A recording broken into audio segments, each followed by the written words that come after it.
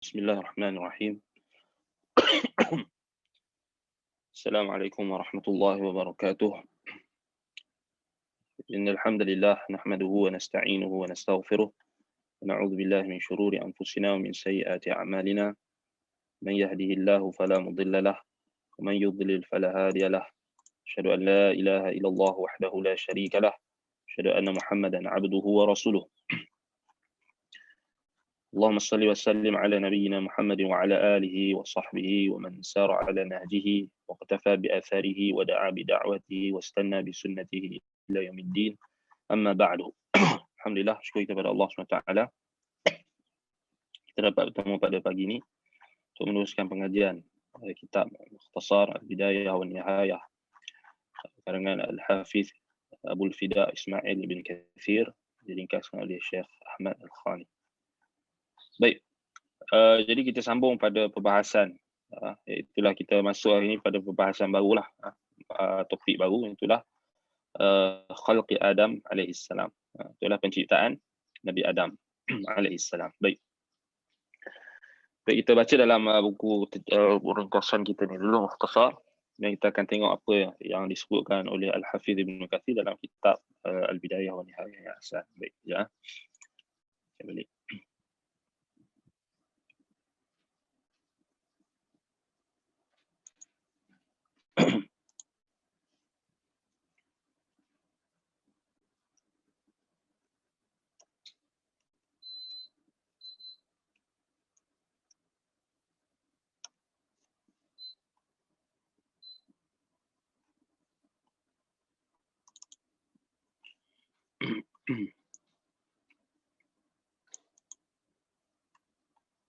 Baik, dalam kitab yang asal dengan judul Babu ma warada fi khalqi Adam alaihi salam.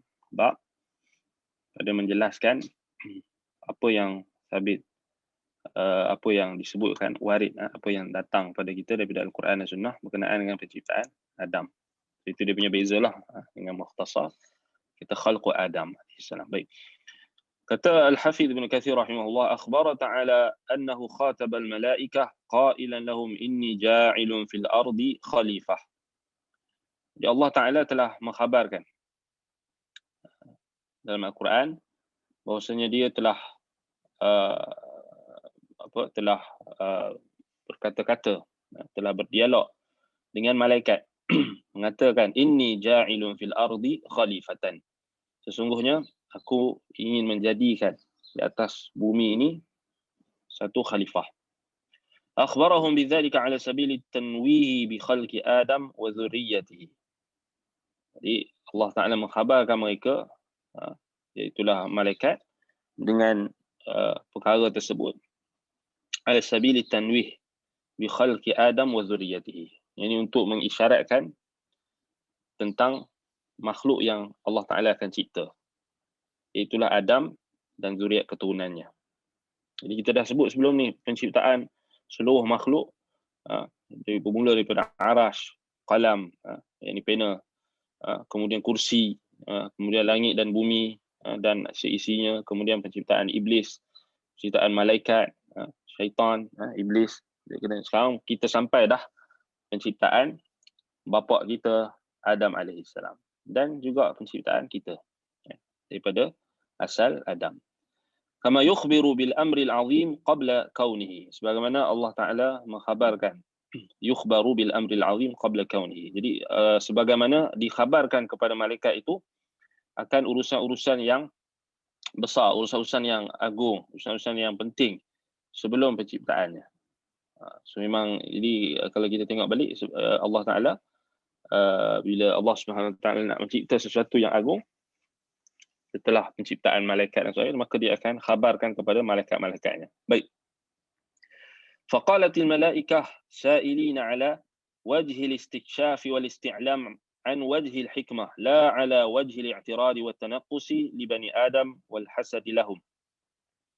Ataj'alu fiha man yufsidu fiha wa yasfiku ad-dima' wa nahnu nusabbihu bihamdika wa nuqaddisu lak.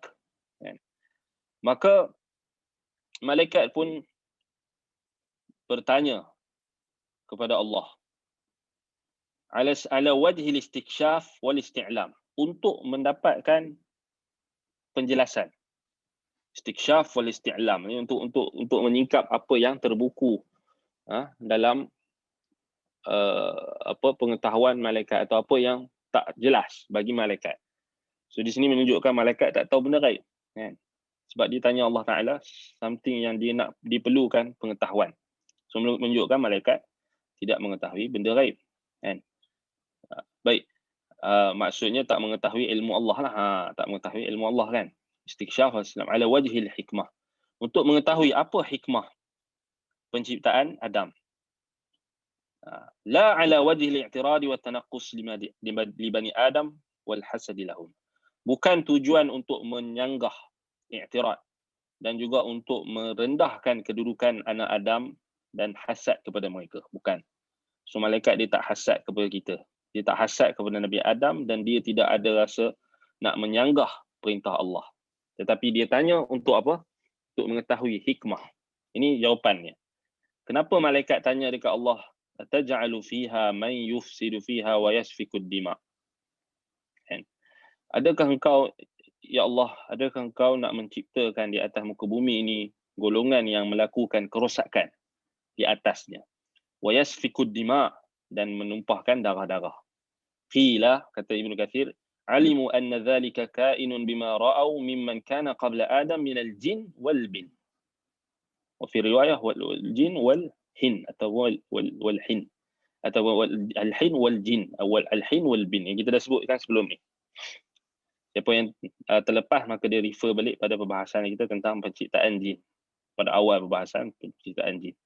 Baik. Jadi dikatakan kenapa malaikat tanya soalan ni? Kerana mereka mengetahui apa yang telah berlaku sebelum penciptaan Adam. Iaitulah based pada experience, pengalaman malaikat. Iaitulah ini membuktikan bahawasanya sebelum penciptaan Adam adanya jin. Dan jin ialah penghuni bumi yang terawal. Sebab itulah apa? Kita dah bincang sebelum ni peperangan pertama yang berlaku di atas muka bumi apabila Allah SWT mengutuskan malaikat-malaikat, tentera malaikat. Dalam sebahagian riwayat, tentera malaikat itu dipimpin oleh Azazil ataupun yang akhir sekali menjadi iblis. Setelah dia sombong dan bongkak dengan kedudukan yang dia kecapi, dasarkan satu riwayat tafsir, kan? Dan kita dah bincangkan sebelum ni, kita tak akan ulang, tapi kita nak sebut dia punya connection lah, hubungan. Jadi malaikat tahu berdasarkan pengalaman mereka yang melakukan kerosakan di atas muka bumi ini, yang menumpahkan darah-darah di atas muka bumi ialah jin. Dan malaikat mengkiaskan, maksudnya sini kias, sini telah kias yang digunakan oleh malaikat, mengkiaskan keadaan bumi sebelum Adam dicipta dengan apa yang mereka cuba untuk hubungkan. Adakah engkau, ya Allah, nak menjadikan di atas muka bumi ni golongan yang melakukan kerosakan di atasnya dan menumpahkan darah-darah seperti mana golongan jin yang menumpahkan darah dan melakukan kerosakan? Apa kerosakan yang mereka buat dan kenapa mereka menumpahkan darah? Kita dah bincang juga sebelum ni. Kerana mereka mensyirikkan Allah. Sebab Allah dah kata, "Wa ma khalaqtul jinna wal insa illa liya'budun." Tidak aku ciptakan jin dan manusia melainkan untuk menyembahku semata-mata, untuk beribadat, untuk tauhid. Bila jin yang duduk di muka bumi ini melakukan kerosakan, mensyirikkan Allah, dan bila mereka terjebak dalam syirik, maka mereka melakukan kerosakan dan mereka akan menumpahkan darah. Melakukan kerosakan, menumpahkan darah. Jadi sebab itulah kita dah bincang sebelum malaikat diutuskan untuk memerangi mereka.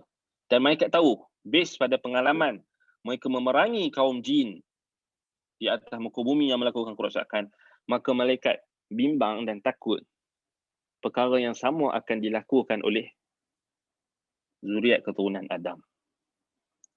Kerana itu, kita tengok ini kias yang digunakan oleh malaikat.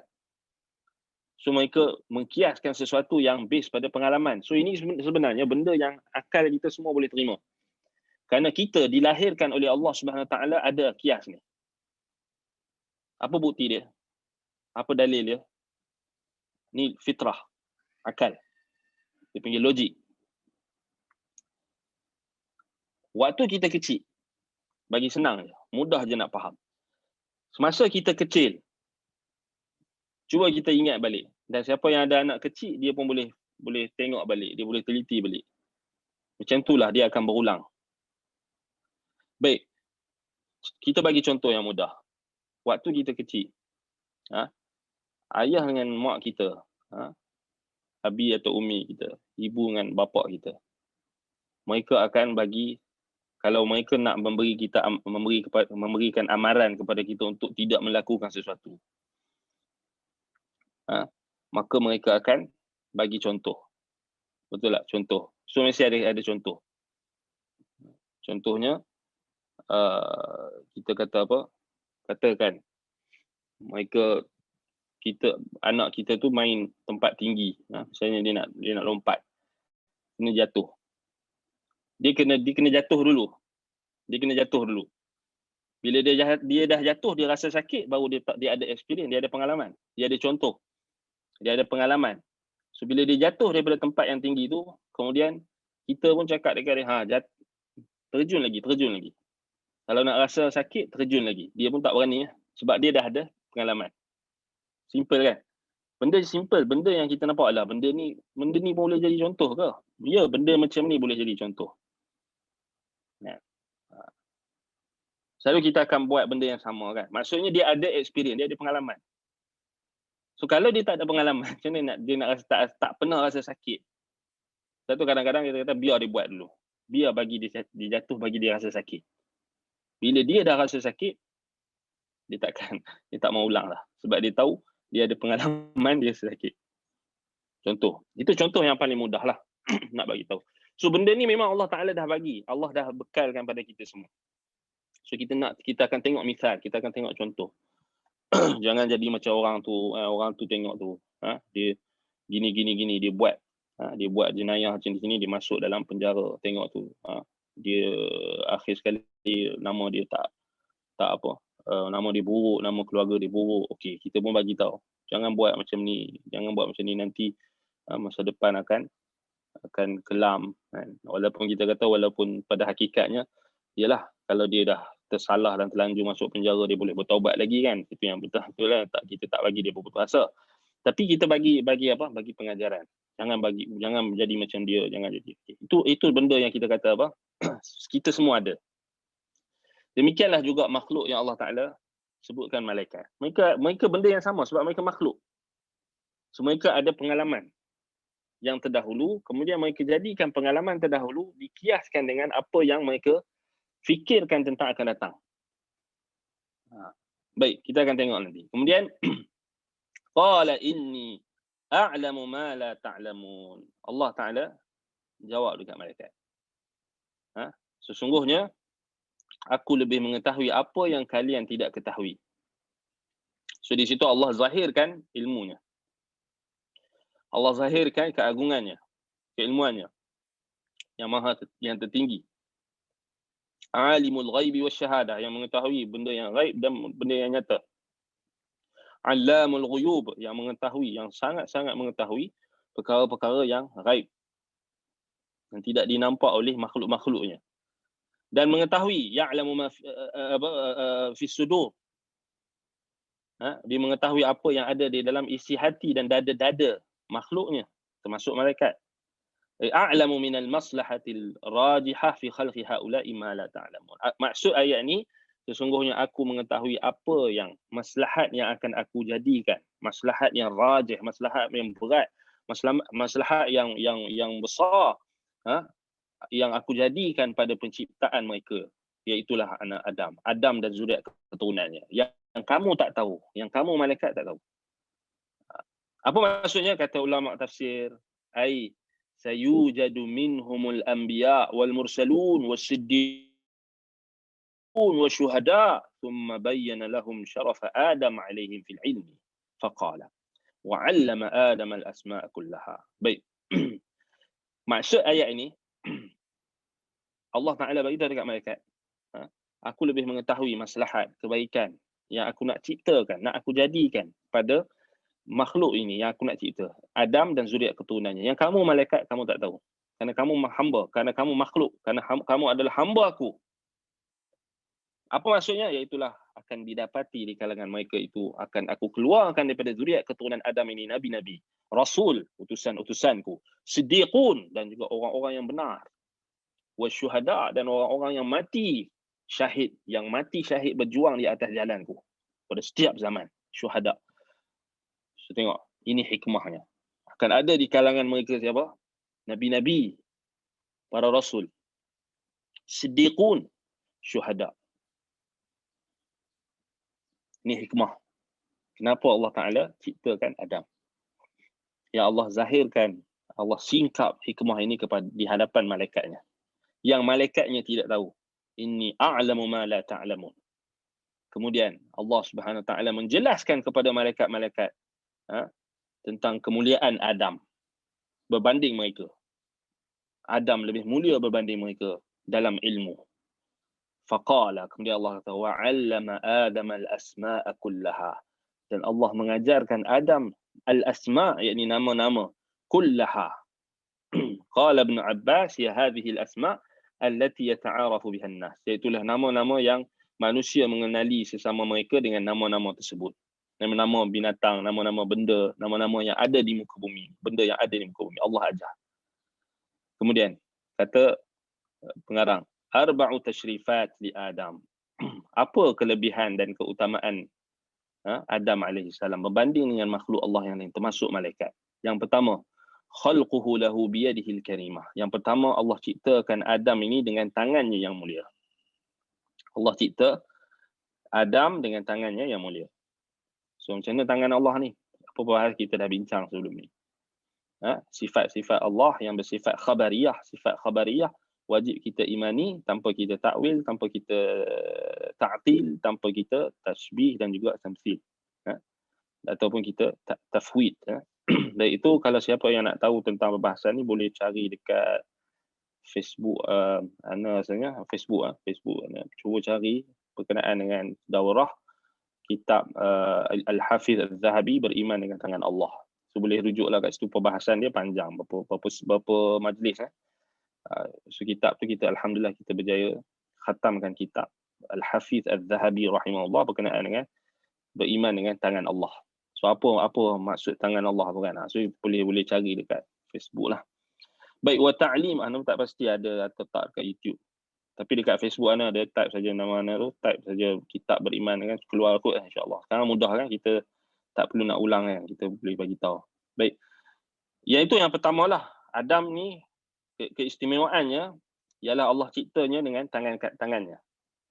Dalam riwayat disebut tangan kanannya. Tapi sebenarnya dengan kedua-dua tangan Allah. Tangan kanan dengan tangan kiri Allah. Wa nafkhuhu fihi min ruhihi. Dan Allah meniupkan ke dalamnya ruhnya. So Allah meniupkan ruh yang Allah cipta ke dalam jasad Adam. Itu yang kedua. Wa amruhu lil malaikati bisujudillah. Yang ketiga, kelebihan Adam iaitulah Allah memerintahkan kepada malaikat untuk sujud kepada Adam, sujud penghormatan kepada Adam. Yang keempat, wa ta'limuhu al-asma' al-asya'. Yang keempat, kelebihan Adam alaihissalam, Allah mengajarkan Adam nama-nama segala sesuatu, iaitulah apa yang akan bermanfaat untuk Adam dan zuriat keturunannya nanti di dunia. Ada juga riwayat kata nama-nama malaikat, ada juga kata nama-nama binatang, nama-nama burung, nama-nama segala yang ada sesuatu. Al-asma' kullaha. Nazara iblis nafsahu bi tariqil muqayasah bainahu bain Adam fara'a nafsahu ashrafu min Adam. فامتنع من السجود له مع وجود الأمر وله ولسائر الملائكة بالسجود. Baik. Malaikat tadi, tengok malaikat tadi, dia gunakan kias untuk mengetahui sesuatu, dikiaskan dengan kerosakan yang berlaku di muka bumi kan, yang dulu. So dia kias. Tetapi kok mana pun dia tanya Allah. Kok mana pun dia tanya Allah. Malaikat mereka tanya Allah untuk memberikan hikmah kepada mereka. Satu lepas tu ayat tu, subhanaka la ilma lana illa ma 'allamtana innaka antal alimul hakim. So mereka taubat kepada Allah, menyucikan Allah SWT. Sebab apa? Mereka tidak ada ilmu. melainkan apa yang Allah ajarkan. So mereka tunduk dan patuh bila Allah Ta'ala bagi tahu. Dan bila Allah Ta'ala cipta Adam, Allah perintahkan mereka untuk sujud kepada mereka terus sujud. Faqa'u lahu sajidin. Wa idza sawaituhu fanafakhtuhu min ruhi faqa'u lahu sajidin. Bila Allah SWT dah sempurnakan penciptaan Adam, maka Allah tiupkan roh, maka mereka semua sujud. Allah perintahkan malaikat semua sujud. Dan mereka sujud. So dia kias tadi dia gunakan bukan untuk mengangkat kedudukan mereka sendiri ataupun untuk sombong kepada Allah, tapi kias hanya untuk mengetahui perkara yang ataupun hanya apa yang Allah Subhanahu Wa Taala berikan kepada mereka berupa kias tadi. So malaikat dia guna kias juga kan? Kita dah bincang tadi. Tapi tengok akhir sekali dia tak, kias yang bawa dia datangkan itu adalah untuk tunduk dan patuh lagi kepada perintah Allah. Bila Allah jelaskan hikmah. Dan Allah lebihkan Adam. Mereka tak membangkang, mereka tak memberontak. Mereka tunduk dan patuh pada perintah Allah. Tetapi Iblis laknatullah, dia buat apa? Dia guna kias juga, tapi kias yang fasid. Dikiaskan penciptaan Adam, dia nampak bahawasanya apa? Adam ini dicipta daripada tanah dan dia dicipta daripada api. So dia kiaskan dengan kias yang fasid. Dia kata ana khairun minhu khalaqtani min narin wa khalaqtahu min tin. Aku lebih baik daripada Adam. Kenapa Allah muliakan Adam ni lebih? Aku lebih baik daripada Adam ni. Kerana dia diciptakan daripada tanah, sedangkan aku diciptakan daripada api. Dia tak nampak kelebihan Adam pada 4 perkara tadi. Allah ciptakan Adam dengan tangannya. Satu, bentuk tasyrif, pemuliaan. Tak sama penciptaan Adam dengan malaikat. Malaikat Allah jadikan dengan kun fayakun. Kecuali Jibril. Ada riwayat yang menyebutkan Jibril Allah cipta juga dengan tangannya. Tapi dibahaskan oleh ulama lah riwayat itu. Tapi malaikat kesemuanya dicipta dengan kun fayakun, dengan kalimah, dengan perintah Allah. Sebab tu beza malaikat dengan Adam. Dan termasuklah Iblis. Yakni Iblis daripada jin. Allah Ta'ala cipta bukan dengan tangannya. So dia lebih bawah. So memang Allah SWT nak muliakan Adam dengan Allah cipta Adam dengan tangannya sendiri. Cipta daripada tanah. Kita akan bincangkan nanti. Tetapi Iblis, dia sombong. Dia nampak bahawasanya itu bukan kemuliaan. Dia nampak hanya unsur. Dia kata apa? Khalaqtani min narin wa khalaqtahu min tin. Ana khairun minhu. Aku lebih baik daripada Adam. Dia dicipta daripada tanah, aku dicipta daripada api. Dia dicipta daripada tanah. So dia gunakan kias yang fasid, kias yang rosak. Kias yang membawa dia kepada menentang perintah Allah. Maka bila dia melihat dia lebih mulia berbanding Adam, maka itulah yang menyebabkan dia tidak mahu sujud kepada Adam. Sebagaimana malaikat sujud kepada Adam atas perintah Allah. Istahaqqal khuruj min rahmatillah li'annahu istalzama tanaqusihi li Adam wazdira'uhu bihi wa taraffa'uhu alaihi mukhalafatul amril ilahi. Maka berhaklah untuk Iblis dikeluarkan daripada rahmat Allah. Dan akhir sekali dia menjadi berputus asa daripada rahmat Allah. Dan dia tak nampak dah kebaikan yang Allah Ta'ala bagi kepada Adam. Dan dia hanya nampak benda yang buruk. Lalu Allah jadikan dia memang kafir dan kita kata dia dengan pilihan dia sendiri, dan Allah Ta'ala telah beri dia pilihan sama ada untuk sujud atau untuk sombong, untuk terus sombong dan angkuh. So Allah bagi Iblis pun choice. Allah bagi pilihan untuk Iblis. Allah tak zalim. Allah tak ciptakan Iblis tu, melainkan Allah bagi kehendak kepada Iblis. Dia boleh pilih sebenarnya. So kita boleh faham, Iblis ketika itu pun dia boleh pilih sama ada dia nak sujud ataupun dia nak terus sombong. Tetapi ternyata dia pilih kesombongan dan dia takabur dengan perintah Allah, maka Allah jadikan dia celaka dan dilaknat dia dan dikeluarkan daripada rahmat Allah, dikeluarkan daripada syurga. Ternyata dia pilih jalan yang salah. So kita tak boleh kata Iblis terpaksa.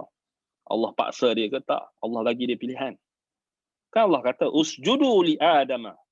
Sujud kepada Adam. So iblis boleh sujud. Dia ada iradah, dia ada kehendak Allah bagi. Tapi dia tak mahu. Aba wastakbara. Tengok Allah kata apa? Aba, dia enggan. Wastakbara. Dia tak mahu sujud dan dia sombong. Kana minal kafirin. Itu masuk di kalangan orang yang kafir. Falamma zaghu azaghallahu qulubahum. Bila mereka sendiri yang memilih untuk menyeleweng, maka Allah selewengkan hati-hati mereka. Itulah dia punya sunnatullah. Kita tak boleh kata iblis terpaksa. Iblis dipaksa oleh Allah, tak. Allah SWT adil. Allah Ta'ala tak zalim. Wa ma rabbuka bizallamin lil abid. Tuhanmu tidak pernah menzalimi hamba-hambanya. Iblis termasuk hamba Allah pada asalnya. Tetapi dia telah memilih perhambaan kepada diri sendiri. Perhambaan kepada akalnya yang cetek. Perhambaan kepada hawa nafsunya, maka dia telah memilih jalan kesesatan. Wal'iyadzubillah. وشرع في الاعتذار وكان اعتذاره أشد من ذنبه قال أنا خير منه خلقتني من نار وخلقته من طين. Cuba kita tengok, Allah Ta'ala siap bagi lagi. Allah minta keuzuran daripada iblis. Allah minta apa alasan kamu? Allah Subhanahu Wa Ta'ala menegakkan hujah. Allah nak dengar hujah iblis. Tengok Allah Ta'ala tak terus. Tengok Allah Subhanahu Wa Ta'ala punya adilnya Allah. Dan tidak menzalimi hamba-hambanya walaupun sedikit. Allah Ta'ala minta keuzuran daripada iblis. Apa maksud minta keuzuran? Allah minta alasan. Kenapa engkau, wahai iblis, engkau tak mau sujud kepada makhluk yang aku cipta dengan tangan aku itu? Ma mana'aka alla tasjuda. Apa yang menghalang kau daripada untuk sujud terhadap makhluk yang aku cipta dengan tanganku ini? Allah minta keuzuran. Walaupun Allah Ta'ala tahu dah. Allah Ta'ala tahu dah iblis ni akan sombong dan akan enggan. So Allah Ta'ala dengan hikmahnya, Allah Ta'ala nak zahirkan ketika itu. Tapi Allah Ta'ala tanya. So Allah Ta'ala minta dia keuzuran. Bagi keuzuran kamu. Apa sebab, apa alasan kamu tak mau sujud kepada Adam? So beginilah juga Allah Ta'ala akan minta dekat kita alasan nanti. Di akhirat nanti. Kenapa kamu buat maksiat? Kenapa kamu telah melakukan dosa ini? Kenapa kamu mensyirikkan aku walaupun aku telah cipta kamu, aku telah bagi, aku telah provide untuk kamu segala nikmat, kamu syirikkan juga aku. Allah nak minta alasan nanti pada hari hisab, hari perhitungan nanti. Sebab itu disebut hari hisab, kita akan dihisab. Kita akan diminta alasan. Allah akan tanya kita, kenapa kamu buat macam ni? Ada alasan. Memang kita akan jawab dan kita takkan Allah Ta'ala akan jadikan tangan-tangan kita, kulit-kulit kita akan jadi saksi. Waktu tu kita tak boleh nak bohong dah. Allah minta alasan. Sama juga Allah Ta'ala minta alasan daripada iblis. Ma mana'aka alla tasjuda idh amartuk. Apa yang menghalang kamu untuk tidak sujud, tidak hormat, tidak sujud, tidak patuh kepada perintahku ketika kamu diperintahkan? Qala ana khairum minhu khalaqtani min narin wa khalaqtahu min tin. Lalu dia bagi alasan. Dia kata apa? Alasan yang kita kata apa? Sebab tu kata Al-Hafiz bin Katsir ni, wa kana i'tidharuhu ashaddu min dhanbihi. Alasan yang dia bagi lebih berat daripada dosa dia. Sebab alasan dia ni adalah kesombongan. Dia kata apa? Aku lebih baik daripadanya. Aku lebih baik daripada Adam. Khalaqtani min nar. Kerana kau cipta aku daripada api. Wa khalaqtahu min tin. Dan kau cipta dia daripada tanah. Itu alasan dia. So alasan dia ni menambahkan lagi kekufuran dia. Menambahkan lagi kesombongan dia. Nampak? So kita tengok orang hari ni. Dia buat dosa. Dosa dia tu sepatutnya ringan nak dibandingkan dengan alasan dia. Macam iblis. Ada orang dia buat dosa. Okey, dosa. Dia tak mau contohnya dia tak mau solat. Okey, dosa. Dan boleh keluar daripada Islam kalau dia tinggal secara total. Yang sahih secara total, kalau dia tinggal solat, kafir. Tetapi dosa dia tu, kalau dia bertaubat, masih lagi Allah terima. Betul tak? Orang yang berzina, kalau dia berzina, okey, kemudian dia tahu zina itu adalah dosa, dia boleh bertaubat. Tapi bila dia bagi alasan yang menunjukkan kesombongan, maka situ tak ada alasan. Kita di situ tak ada tak ada kita kata no kompromi, dan tak ada kita kata lagi keluasan yang Allah Ta'ala bagi, melainkan hanyalah kesombongan yang ada pada dirinya. Bila dibagi alasan, start bagi alasan yang menunjukkan kesombongannya, maka itu menunjukkan dia celaka. So ini bahaya. Sebab itu beza dengan Nabi Adam. Nabi Adam dia akui kesalahan dia. Iblis sekarang ni dia dah buat dosa. Dia dah tak tunduk dan patuh kepada perintah Allah. Dia tak sujud kepada Adam seperti mana yang Allah perintah. Kemudian dia bagi alasan yang menunjukkan kesombongan dia lagi. Sebab itu Allah kata aba wastakbara. Sebab itu dia kata ana khairun minhu khalaqtani min nar wa khalaqtahu min tin. Ini perkataan. Aku lebih baik daripada dia. Ini perangai orang yang selalu bila dia nak tolak kebenaran, dia kata buat apa aku nak dengar budak-budak muda ni. Budak-budak muda ni makan garam, aku lagi makan garam awal. Buat apa aku nak dengar? Ni tak ada pangkat jawatan. Aku ada jawatan. Aku presiden sekian-sekian. Aku ada Datuk Seri, aku orang besar-besar, aku orang bangsawan. Buat apa aku nak dengar dengan budak-budak kecil ni? Buat apa aku nak dengar dengan orang-orang muda ni? Aku. Ana khairun minhu. Aku hartawan, aku bangsawan, aku gini, semua aku. Aku orang lama. Ana khairun minhu. Perangai sama. Lepas tu jangan hati-hati. Jangan kita duk rasa aku lebih baik daripada dia. Aku lebih baik, jangan.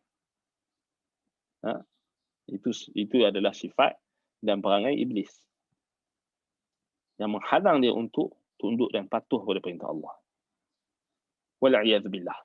Kata Ibn Abbas wa ghairuhu dan selainnya, annahum qalu ukhrija iblis minal jannati wa uskina adam al jannah fakana yamshi fiha laysa fiha zawjun yaskun ilayha fanama nawmatan fastayqadha wa 'inda ra'sihi imra'atun qa'idah khalaqaha Allah min dhil'ihi fasa'alaha man anti qalat imra'ah qala walima khuliqti qalat litaskuna ilayya.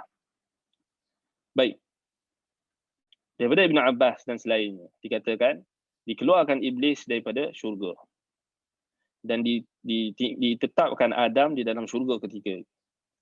Dan pada waktu yang sama Adam berjalan di syurga dan tidak ada teman yang dia boleh buat apa kita kata untuk dia tenang, untuk yaskunu ilaiha, maksudnya untuk dia menenangkan hatinya, menenangkan dirinya kepada teman tersebut. Fanama naumatan. So Allah Ta'ala tidurkan Nabi Adam. So ketika itu kita tahulah Nabi Adam, ini dalam sebelum, ni maksudnya kita kena faham dia bukan ikut kronologi. So kita akan bincang base pada apa yang disebut diringkaskan di sini. So kita akan tengok nanti kitab yang asal macam mana susunan dia yang sebenar. Baik. Jadi apa? Maka ketika Nabi Adam berada di dalam syurga, ini cerita tentang penciptaan Hawa, kan? So dia punya asal-usul. So kita akan tengok nanti penciptaan Adam nanti dengan lebih detail lah. Baik. Jadi Adam berseorangan lah, bersendirian. Maka dia tak ada orang yang dia boleh nak tenang, kan? So itu menunjukkan Allah jadikan Adam alaihissalam, Nabi Adam ni Allah Ta'ala ciptakan memang dia berhajat kepada makhluk yang lain. Berhajat dari sudut apa? Pada peneman. Maka Nabi Adam pun Allah tidurkan dia dengan dengan tidur. Lalu bila dia terjaga daripada tidurnya, maka di sisi kepalanya adanya seorang wanita yang tengah duduk, yang Allah cipta daripada tulang rusuknya. Fasa'alaha, maka Adam pun tanya kepada Hawa, man anti, siapa kamu? Qalat imra'ah, aku adalah wanita. Imra'ah. Qala walima khuliqat, kenapa kamu diciptakan? Qalat litaskunu ilayya, supaya engkau tenang kepada aku. Faqalat lahu malaikah yanzuruna man balagha min ilmihi ma ismuha ya Adam? Qala Hawa. Maka kata malaikat melihat apa yang telah sampai pada ilmu Adam ketika itu. Masmuha ya Adam, apa namanya wahai Adam? Kata Adam alaihissalam Hawa. Hawa. Kerana dikatakan Hawa, kenapa dinamakan Hawa? Kerana Hawa diciptakan daripada kehidupan, diciptakan daripada kehidupan Adam. Maksudnya dicipta daripada Adam yang hidup. Dicipta daripada Adam yang hidup, daripada tulang rusuk Adam. Qalu walima kanat Hawa. Qala li'annaha khuliqat min syai'in hayyin. Itu kata kenapa ini yang 'allama Adam al-asma'a kullaha tu. Maksudnya Adam tahu nama dia. Allah dah bagi tahu dah. Dikatakan Allah dah bagi tahu dekat Adam maksudnya nama-nama tersebut. Itu satu taujih lah. Tetapi dikatakan ini bila Adam diciptakan dan dia menetap di syurga. Baik. Waqad abhama Allahu dzikra syajarah. Maksud di sini kerana apa? Hawa itu dinamakan kerana dia diciptakan daripada sesuatu yang hidup, dicipta daripada Adam. Dan Allah telah mengibhamkan. Allah Taala tak sebut nama pokok. Dan tak spesifik mentakiyinkan apa nama pokok yang Allah larang Adam dan Hawa untuk mendekatinya. Kalaulah penyebutan nama pokok tersebut adanya maslahah, adanya kebaikan kepada kita, tentulah Allah akan sebut. Jadi masalahnya di sini tidak ada penetapan nama tersebut yang sahihnya. Innamal khilafu allazi dzakara musannif fi anna al-jannah allati askanaha Adam hal fi as-sama' am fil ard. Cuma yang berlaku khilaf di kalangan yang disebutkan oleh mufassirun, ahli tafsir, ulama mufassirin, bahwasanya adakah syurga yang yang Adam alaihissalam dan Hawa tetap dan tinggal di situ, adakah di langit atau di bumi? Jumhur ulama mengatakan syurga itu adalah syurga yang ada di langit. Wahya jannatul ma'wa. Itu jannatul ma'wa, tempat asal Adam. Berdasarkan zahir ayat dan hadis. Sebagaimana firman Allah SWT, wa qulna ya Adam uskun anta wa zawjukal jannata. Kami berfirman kepada Adam, ya Adam, wahai Adam, uskun, tetaplah, tinggallah engkau, anta wa zawjuka al jannata, tinggallah engkau dan juga isterimu di syurga. Wal lam al jannata, lam di situ ta'udu ala ma'hudu dhihni, ta'udu ala ma'hudi dhihni, maksudnya dia kembali kepada apa? Lam di situ, alif lam di situ, lam di situ al jannata, maksudnya dikembali kepada apa yang yang terbiasa pada zihn, terbiasa pada pemikiran, al mustaqiru syar'an, yang tetap secara syar'i, iaitulah yang dimaksudkan dengan syurga itu adalah jannatil ma'wa, iaitulah apa? Syurga yang kekal, syurga yang apa? Allah dah prepare untuk seluruh anak keturunan Adam. Syurga yang ada di langit, yang berada di langit yang ketujuh. Baik.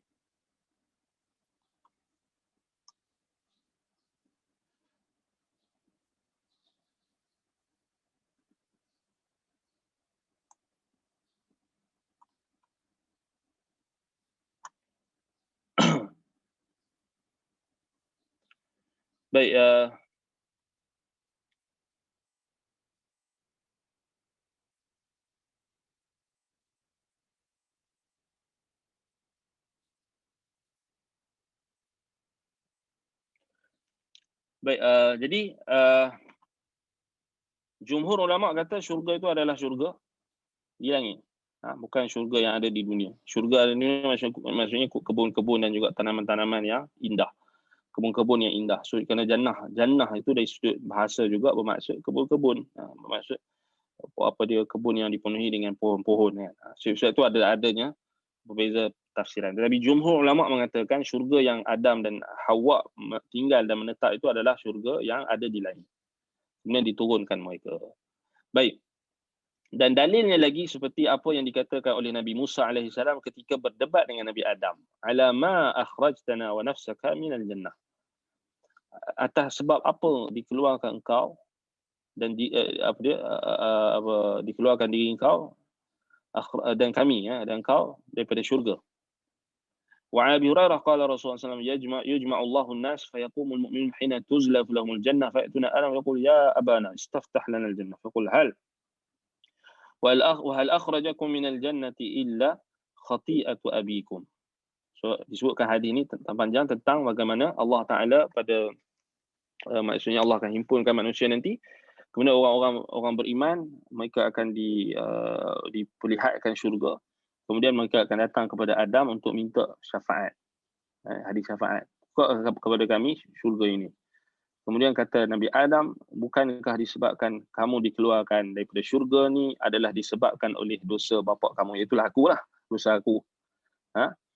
Dan disebutkan hadis yang menunjukkan kepada kita yang zahirnya syurga yang Adam dan Hawa menetap itu adalah syurga Jannatul Ma'wa, iaitu tempat tetap dan tempat Allah Ta'ala dah prepare. Apa dalil syurga ini dah di-prepare untuk kita? Allah Ta'ala sebut uiddat lil muttaqin. Uiddat lil muttaqin. So dia dah disediakan kepada orang-orang bertakwa. Baik, nanti kita jawab soalan ni kemudian. Kita dah lakukan taubat, tapi bagaimana kita nak tahu dah diterima oleh Allah? Macam mana kita nak tahu taubat kita diterima oleh Allah? Antara yang disebutkan oleh para ulama, iaitulah apabila kita tetap dan kekal di atas ketaatan. Dan kita telah diberikan petunjuk dan juga bimbingan oleh Allah, kekuatan oleh Allah dan bimbingan daripada Allah, taufiknya untuk kita menjauhi dosa tersebut. Kita tak ulang dosa itu. Itu tanda taubat kita diterima. Bila kita dah mula meninggalkan dan kita mula benci. Kita dah mula benci dosa yang kita buat tu, kita dah benci. Kita benci sangat-sangat. Dan kita tak akan ulang. Dan kita berterusan dalam melakukan amalan ketaatan, maka itu tanda taubat kita diterima. Sebagaimana kata Nabi SAW, "Thalathun man kunna fihi wajada halawatal iman." 3 perkara yang kalau ada seseorang itu pada dirinya, maka dia telah mendapat kemanisan iman. Antaranya apa? An yukraha an yuqdhafa fin nar kama yukraha an ya'uda ila al-kufri kama yukrahu an yuqdhafa fin nar. Dia benci untuk dikembalikan kepada kekufuran seperti mana dia benci untuk dicampakkan ke dalam api neraka. So kebencian terhadap kemaksiatan, kebencian kepada kesyirikan, kekufuran, maksiat, perkara yang dosa-dosa dan sebagainya, maka itu adalah tanda-tanda menunjukkan apa? Allah telah berikan kemanisan iman dan Allah terima taubat kita. Itu je. Macam mana kita nak tahu taubat kita diterima oleh Allah? Kita sentiasa di atas ketaatan, kita akan, kalau terjebak juga dalam dosa, kita akan cepat-cepat bertaubat lagi dan kita akan tak berputus asa, maka itu tanda taubat kita diterima oleh Allah. Allah Ta'ala alam. Baik. Balik pada bahasan kita. An Abi Hurairah. Jadi syurga yang dibahaskan oleh ulama adalah syurga di langit. Langit yang ke-7. Iaitulah yang di atasnya adanya Arash Allah Ar-Rahman. Bumbung bagi syurga. Yang kita dah bincang sebelum ni, kedudukan syurga di mana. Itulah syurga yang tinggalnya Nabi Adam dan Hawa pada asalnya. Kemudian mereka dikeluarkan, diturunkan ke bumi.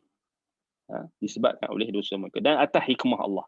An Abi Hurairah anna Rasulullah qala inna Allah khalaqa Adam wa tuluhu 60 dhira'a falam yazalil khalq yanqusu hatta al-an.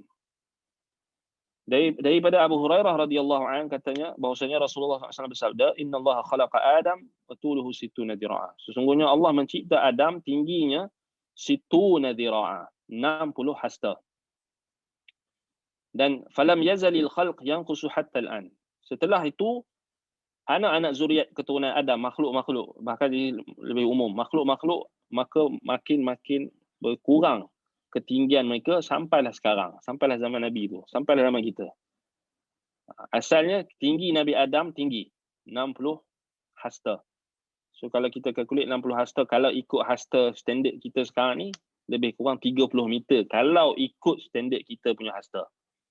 Wallahu ta'ala alam. Itu hanya gambaran dan hanya mimbar bitakrib, bukan mimbar kita kata bukan mimbar bitahdid. Kita hanya mendekatkan kefahaman, bukan nak menetapkan berapa tinggi Adam. Wallahu ta'ala a'lam, Allah lebih tahu. Tetapi Nabi SAW bagi tahu situ nadhira'ah, 60 hasta. So yang ni fakta. Tak boleh tukar. So kita bolehlah calculate dalam berapa? Satu hasta berapa? So kita dapatlah lebih kurang dalam 30 meter. Itu ketinggian Adam pada asalnya. Wallahu ta'ala a'lam. Kita tak boleh nak jazamkan juga. Kita kata wallahu ta'ala a'lam. Tinggilah. Tetapi setelah itu makin berkurang. Makin rendah sampai kita. So ini sains tak boleh buktikan. Sebab mesti kena benda melibatkan benda gaib. Sebab tu seruan orang yang kata sains pasti menang, salah. Tak betul. Sains mesti menang. Tak. Tak. Bukan semudah itu. Kan? Kita bukan anti sains, tapi kita anti sains yang tidak dibimbing oleh wahyu. Sains yang liar, yang maksudnya berpaling daripada apa yang diwahyukan oleh Allah. So ini hadis Nabi SAW beritahu Adam tingginya 30 meter. Nas, hadis. Fakta yang kita tak boleh ubah. Cuma bila kita tak mampu nak kalkulate, itu kesalahan kita, itu kekurangan kita. Kita tak boleh nak blame hadis. Tapi Nabi SAW bagi tahu benda tu, benda yang logik. Sebab kalau kita tengok balik, memang ditemui rangka-rangka manusia yang besar, yang tak diketahui berapa dia punya usia. So memang kalau kita tengok di tanah Arab kan, mereka jumpa rangka tulang yang besar. So itu membuktikan sebenarnya. Tapi bagi kita orang beriman, kalau tak jumpa bukti arkeologi pun kita still beriman. Tapi bagi orang yang beriman dengan sains, dia selagi tak jumpa bukti arkeologi atau bukti sains, bukti physically, yang maddi, yang berbentuk material. So dia selagi tu dia tak beriman. So bila dia nak beriman, tak beriman sebab takkan jumpa. Macam jin dengan syaitan lah, dia tak jumpa kan, tak jumpa. Dan sampai dia tak jumpa itulah dia tak beriman. Selagi dia tak jumpa, dia tak beriman. Kalau dia jumpa pun, kadang-kadang dia jumpa bukan tanda, bukan betul pun kadang-kadang kan. Khayalan dia juga, tapi dia tak beriman juga. Kan? Dah dibagi tahu dekat dia, bukan semua benda kita boleh nampak dengan mata kita. Dah ada alat apa lagi, alat teknologi yang macam-macam pun dia tak beriman juga. Susah lah. Kerana dia memang tak mau beriman. Kerana dia memang pilih untuk tak beriman. Dan Allah sesatkan dia. So, salah tu seruan tu kan. Kita tak boleh sokong lah kata sains pasti menang tu. Islam pasti menang. Islam, agama. Balik pada agama. Sains kalau tak dipimpin oleh agama, maka dia akan sesat. Sebab tu tak segala-galanya sains boleh jawab. Kita dah buktikan sebelum ni kan, benda-benda yang berkait dengan penciptaan alam dan sebagainya, tak boleh jawab juga. Tapi perlukan wahyu. Baik. Dia bolehlah kalkulate, tapi kok mana pun last sekali tak dapat juga jawapan.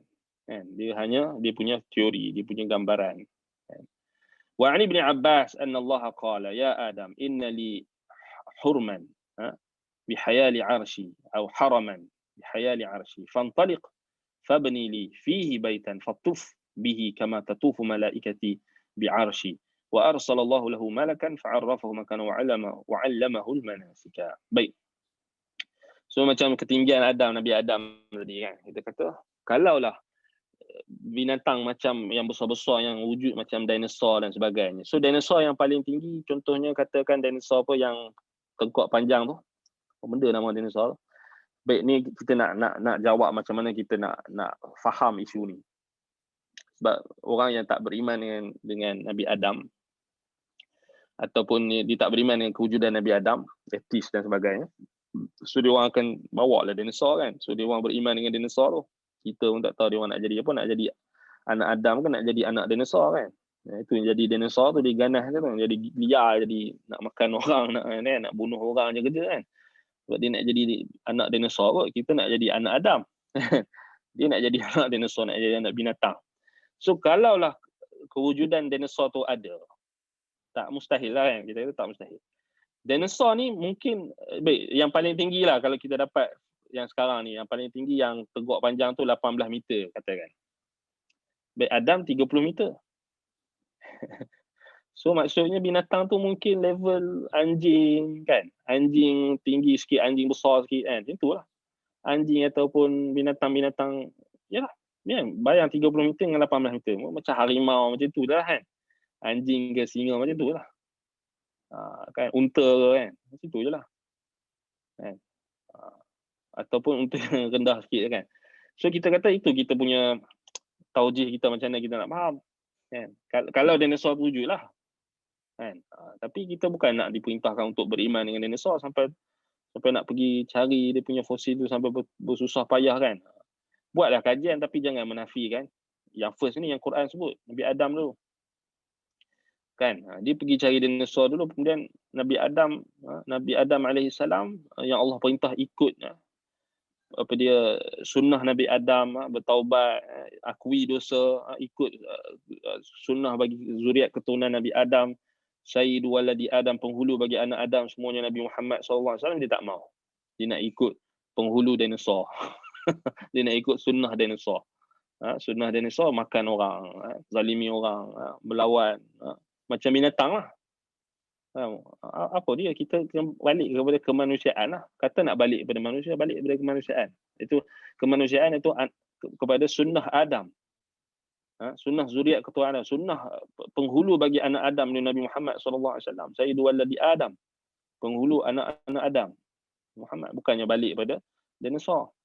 Buatlah kajian tentang dinosaur, tak jadi masalah, tapi jangan sampai tahap anak-anak kita pun kecil-kecil tu kita duk cerita pasal dinosaur je. Tak cerita pun cerita Nabi Adam. Sampai akhir sekali dia membesar, dia ingat dinosaur wujud dulu. Salah. Salah. Baik, katakanlah kalaulah dinosaur tu wujud dulu, tak ada masalah dinosaur wujud. Tapi kena bagi tahulah juga Nabi Adam ni makhluk yang manusia pertama ialah kita. Kemudian datang pula ajaran sesat, dia kata apa? Sebelum Adam ada makhluk-makhluk lain lagi. Adam yang sebelum Adam. Siapa? Jin. Dia nak jadi, dia nak balik pada jin pula. Na'udzubillah min zalik. Jin. Memang jin yang first menghuni bumi. Bukan manusia. Memang itu, memang kita kata memang itu betul. Tapi kenapa kau nak pergi balik jadi jin? Kau nak jadi perangai macam jin? Salah lah. So ikutlah apa yang Allah dah tetapkan. Kita kena ikut sunnah Adam. Kena ikut apa yang Allah perintahkan kepada kita untuk ikut sunnah sayyidu waladi Adam, penghulu bagi anak Adam, iaitu Nabi Muhammad SAW, penutup Nabi-Nabi. Kenapa nak ikut sunnah jin? Itu ajaran sesat dia yang baru-baru ni, ajaran Melayu ni. Dia kata apa? Ada Adam sebelum Adam. Memanglah. Kalau ada Adam sebelum Adam, dia nak kata manusia kan, dia kata manusia. Salah. Tapi kalau dia nak kata jin, memang ada sebelum Nabi Adam jin. Tapi sebelum Nabi Adam tu memang tak ada Adam. Tak ada manusia yang macam Adam. Sebab Adam first human. First human being. First manusia Allah cipta. Abul Bashar, nama orang bapa manusia. Quran sebut je lah. Malaikat sebut. Taj'alu fiha man yufsiru fiha wa yasfiku dima. Yang ada jin ni sebelum tu, yang melakukan kerosakan. So kau yang ajaran sesat ni, kau nak ikut Adam mana? Dia kata Adam ada dari Adam. Orang Melayu ni daripada Adam sebelum Adam yang Quran sebut. Dia nak ikut rupanya bukan Adam manusia, Adam jin. Jadi jin perangai. Perangai kira nak apa? Buat kerosakan atas muka bumi, nak syirik ke Allah. Itu. Dah nak sangat Adam sebelum Adam. Ini poinnya. Dia orang cuba nak kelirukan orang awam. Nak kelirukan orang awam. Dia kata ada Adam sebelum Adam. Supaya dia tak mau ikut Nabi Adam yang Allah Ta'ala sebut tu. Dia nak ikut Adam yang lain. Adam apa? Adam jin. Mungkin. Dan kita kata Adam tu, Adam manusia ni lah. So kita jangan keliru dengan tamwih dan juga tashwish. Tashwih dan juga tashwish. Apa dia? Distortasi. Distortasi kan? Distorsi pada sejarah. Pengacauan. Gangguan. Penyelewengan yang cuba untuk dilakukan pada sejarah umat Islam. Sejarah dunia sekali. Masuk. Baik, dalam riwayat Ibn Abbas dikatakan Allah Ta'ala berfirman, wahai Adam, sesungguhnya bagi aku adanya haraman. Aku adanya satu tanah haram. Haraman ni maksudnya satu tempat yang haram. Yang diletakkan undang-undang dan juga peraturan yang ditentukan dan ditetapkan. Bihayali arsy. Di sekeliling arasku. Haram Allah. Fantaliq fabni li fihi baitan. Maka pergilah kamu ke dunia dan binakan untukku sebuah rumah. Fatuf bihi. Tawaflah di rumah tersebut kama tatufu malaikati bi'arsy. Sebagaimana tawafnya malaikat-malaikatku di sekeliling arasku. Maka Allah pun mengutuskan malaikat dan memperkenalkan kepada Adam tempatnya dan diajarkan kepada Adam manasik. Yang ini tata cara ibadat haji. So itu ada riwayat yang sebutkan. Baik. Jadi ini kita ringkas pada mukhtasar kita. So kita tengok pada kitab yang asal. Kitab asal dalam Al-Bidayah wan Nihayah. Baik. kita tengok balik apa yang Ibnu Katsir sebutkan, dalil-dalil yang lebih detail sikit. Baik. Jadi dalam kitab asal Al-Bidayah wa Nihayah disebutkan bab ma warada fi khalqi Adam alaihissalam. Sebenarnya Imam Ibnu Katsir dia bawa ke ayat surah Al-Baqarah ayat 30 hingga 39 yang kita bacakan tadi kan. Yang ni kita boleh bacalah. Kemudian Imam Ibn Katsir bawakan ayat dalam surah Ali Imran ayat 59. Inna mathala Isa indallahi kamathali Adam. Khalaqahu min turabin thumma qala lahu kun fayakun. Sesungguhnya perumpamaan Isa itu di sisi Allah seperti Adam. Maksudnya dari sudut penciptaan. Diciptakannya daripada tanah, kemudian dikatakan kepadanya jadi, maka jadilah. Baik. Cuma beza antara Adam dengan Isa. Isa dicipta dengan ruh Allah, Adam dicipta dengan tangan. Isa Allah Ta'ala tiupkan ruhnya ke dalam rahim Maryam. Tanpa mubasyarah disentuh dengan tangan. Nampak? Adam Allah cipta dengan tangannya. So Adam lebih mulia dari sudut penciptaan. Adam lebih mulia dari sudut dia adalah Abul Bashar, bapa kepada manusia. Yang keistimewaan tu tak ada lah pada makhluk lain. Itu kenapa Adam ni special. Sebab tu Adam ni special. Nabi Adam alaihissalam, bapa kita. Baik. Kemudian dalam surah An-Nisa ayat 1 menjelaskan tentang penciptaan Hawa. Ya ayuhan nasu taqu rabbakum alladhi khalaqakum min nafsin wahidah. Itu dalil dia. Allah kata, tak bertakwalah wahai manusia, bertakwalah kepada Tuhan kamu yang telah menciptakan kamu daripada jiwa yang satu. So daripada jiwa yang satu apa? Adam. Hawa dicipta daripada jiwa yang satu, daripada Adam. Wa khalaqa minha zawjaha. So Allah ciptakan daripada jiwa yang satu tu isterinya, pasangannya, Hawa. Wa batha minhuma rijalan katsiran wa nisaa. Daripada keduanya itu Allah kembang biakkan zuriat keturunannya lelaki dan wanita yang banyak. Wattaqullaha alladhi tasaaluna bihi wal arham. Allah suruh kita bertakwa kepada Allah. Kemudian Allah Taala sebut tempat Allah ciptakan kita tu. Arham, yakni rahim. Rahim mak kita. So Allah ingatkan rahim. Tentang arham, tentang rahim-rahim ibu, nenek kita, mak kita. Di situlah kita, tempat kita berpaut. Kita minta. Kita, dan Allah SWT kata tasaaluna bihi wal arham. Kamu minta kepada nama Allah dan kamu minta atas nama silaturahim, atas nama rahim. Sebab tu kena jaga hubungan. Rahim, hubungan ni Allah Taala jadikan kita keluar daripada rahim yang satu, adik-beradik kita. Kerabat, kaum kerabat kita. Sebab tu penting, kenapa Nabi SAW perintahkan kita untuk menghubungkan silaturahim tu. Nampak? Innallaha kana alaikum raqiba. Allah sentiasa mengawasi kamu. Baik. Itu dalil menunjukkan Hawa dicipta daripada Adam. Kalau orang tanya tak ada dalil, ni dalil. Apa wajh istidlal ni? Baca buka dalam kitab-kitab tafsir, semua ulama sebut benda yang sama. Kalau kita buka terjemahan mungkin kita tak nampak lah, kita tak faham. Baik, kemudian Allah Ta'ala sebutkan dalam surah Al-Hujurat, Ya ayuhan nasu inna khalaqnakum min dhakarin wa untha wa ja'alnakum syu'uban wa qabaila lita'arafu inna akramakum indallahi atqakum innallaha alimun khabir. Wahai manusia, sesungguhnya kami telah menciptakan kamu daripada lelaki dan wanita. Hawa dan Adam. Adam dan Hawa. Sebutan dia kena betul lah, bukan Hawa. Hawa. Hawa jadi makna lain. Hawa jadi maksud hawa nafsu. Orang kita dia buat nama Hawa kan. Hawa dipanggil Hawa lelah jadi Hawa jadi tak betul. Jadi apa? Jadi menyesatkan. Pasal nama tu. Hawa, kalau Hawa maksudnya yahwuna ila al-halak. Hawa. Sumya Hawa li'annahu yahwuna sahibuhu ila al-halak. Hawa nafsu. Hawa. Kalau kita letak nama anak kita Hawa. Hawa. Jadi hawa nafsu lah. Salah lah. Sebab tu nak letak nama anak, kalau nak letak nama Hawa ibu kita, Hawa. Bukan Hawa. Hawa. Dia jadi ha pula, dia tak jadi ha kan. Salah ha. Hawa, ha pedas. Hawa, bukan Hawa. Jadi ha bulat tu salah maknanya. Penting tu buah nama kan, salah tu. Orang kita dia kira sebutan dia. Kadang-kadang tak betul lah. Sebab tu kena tanya dulu sebelum nak letak nama tu, kena tanya orang yang tahu bahasa Arab, kena tanya orang-orang yang tahu tentang makna. menama-nama ni, supaya kita tak menzalimi anak kita. Baik, wa ja'alnakum syu'uban wa qabaila lita'arafu. Kemudian Allah jadikan daripada apa? Daripada zuriat keturunan Adam dan Hawa, anak-anak dia yang membentuk apa? Syu'uban.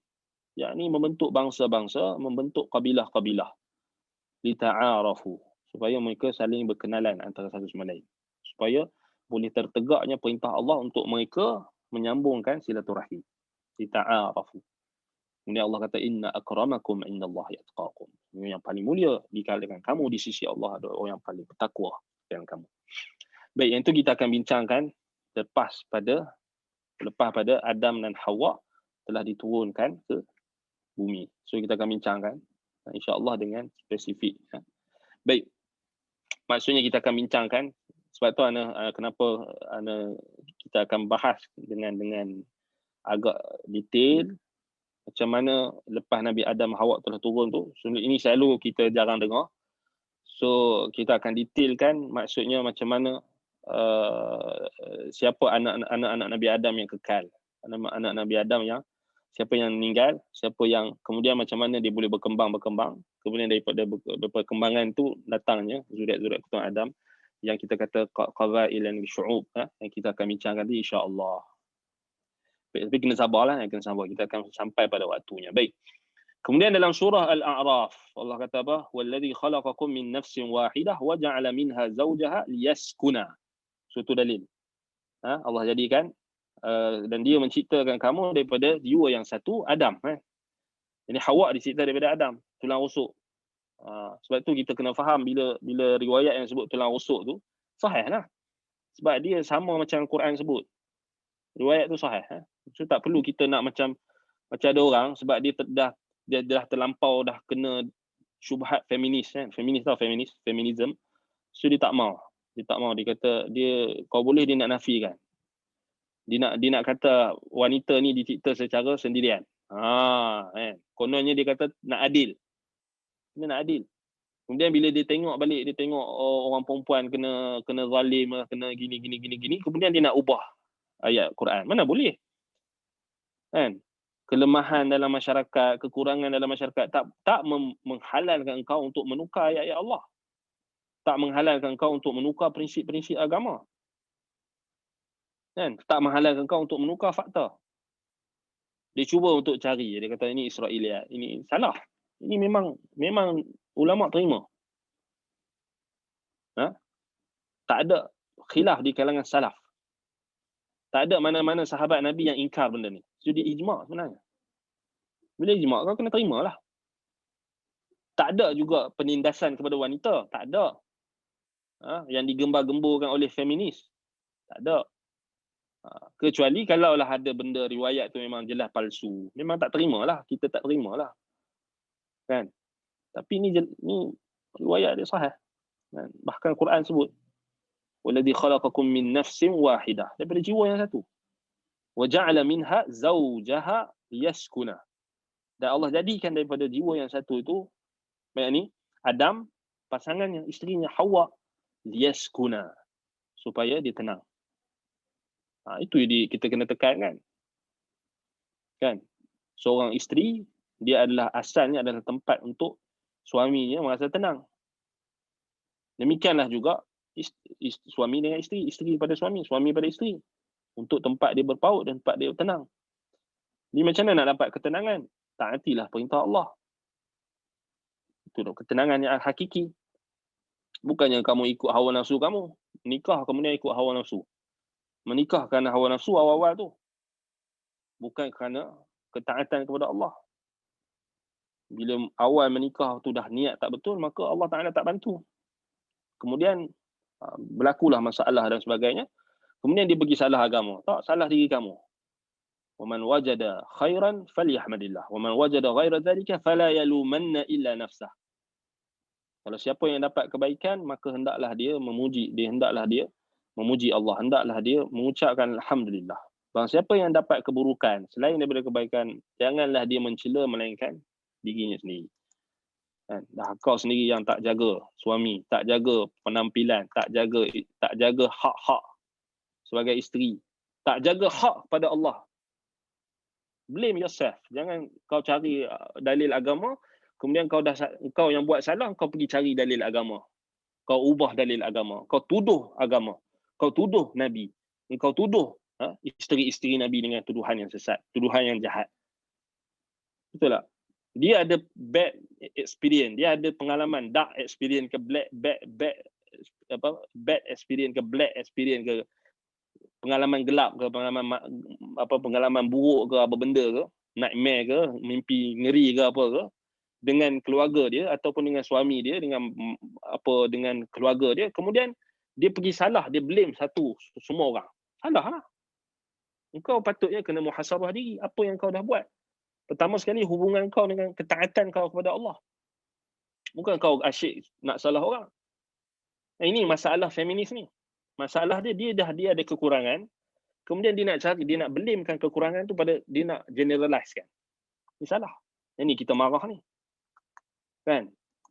Samalah LGBT ke apa benda, sama. Perangai sama. Dia kira nak cari kekurangan dan dia kira nak tengok salah orang. Dia tak tengok salah diri sendiri. Diri sendiri yang jauh daripada ketaatan, diri sendiri yang tak ikut perintah Allah, kemudian dia nak salah orang lain. Dia nak blame orang lain. Samalah, isu ni sama je.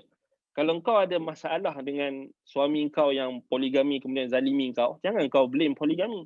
Poligami ni benda yang mulia. Betul tak? Kalau kau ada tak puas hati dengan suami kau yang zalim kau, blame dia. Jangan blame poligami. Jangan blame syariat Allah. Jangan blame tentang apa yang Allah dah perintahkan.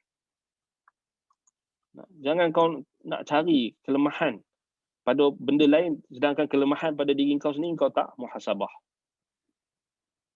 Ya, Al-A'raf 189. 189. Baik. Kemudian,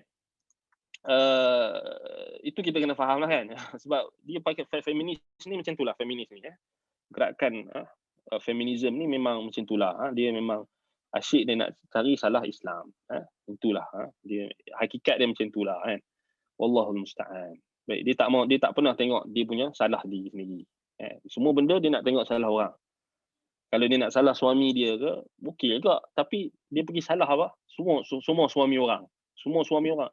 Bahkan ada yang sampai tahap salah laki. Semua laki salah. Semua yang nama laki ni semua ni tak baik. Ini tu yang jadi feminis tu. Untuk nak memperjuangkan hak wanita.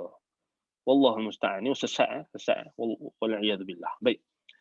Kemudian dalam surah, ini panjang sikit. Kita nak baca ayat ni. Al-A'raf ayat 11 hingga 25. Kalau kita tengok, itulah. وَلَقَدْ خَلَقْنَاكُمْ ثُمَّ صَوَّرْنَاكُمْ ثُمَّ قُلْنَا لِلْمَلَائِكَةِ اسْجُدُوا لِآدَمَ فَسَجَدُوا إِلَّا إِبْلِيسَ لَمْ يَكُنْ مِنَ السَّاجِدِينَ.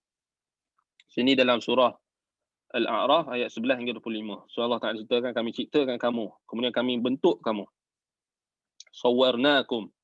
Ini Allah bentukkan Nabi Adam dengan sebaik-baik bentuk, sebaik-baik rupa. Laqad khalaqnal insana fi ahsani taqwim. So Allah Ta'ala sebut manusia ni Allah cipta dengan sebaik-baik penciptaan. Sawwarnakum. Huwal musawwiru. Dia Allah Ta'ala dia yang membentuk rupa parah kita. Thumma qulna lil malaikati isjudu. Kemudian kami katakan kepada malaikat, sujudlah kepada Adam. Fasajadu. Maka mereka pun sujud. Illa iblis. Kecuali iblis. Lam yakum minas sajidin. Dia tak termasuk di kalangan orang yang sujud. Malaikat yang sujud. Qala ma mana'aka alla tasjuda idh amartuk. Qala ana khairun minhu khalaqtani min nari wa khalaqtahu min. Ini alasan yang kita sebut tadi. Apa yang menghalang kau untuk tidak sujud kepada orang yang aku perintahkan engkau untuk sujud? So sujud di sini adalah sujud penghormatan, bukan sujud ibadat. So memang orang Arab dan dalam bahasa Arab pun sujud ni tak semestinya bermaksud sujud yang kita faham sujud. Dia boleh jadi sujud ni maksudnya rokok, tunduk, hormat. Kan banyak penggunaan dalam bahasa Arab pun sama. Jadi kita nak jawab orang yang kata ni sujud kepada Adam macam mana ni? Sujud ibadat kan? Bukan sujud ibadat, ini sujud hormat. Sebab itu Quran turun dalam bahasa Arab. So bahasa Arab ni luas. So jangan kita sempitkan dengan terjemahan Melayu kita yang sedia sempit tu.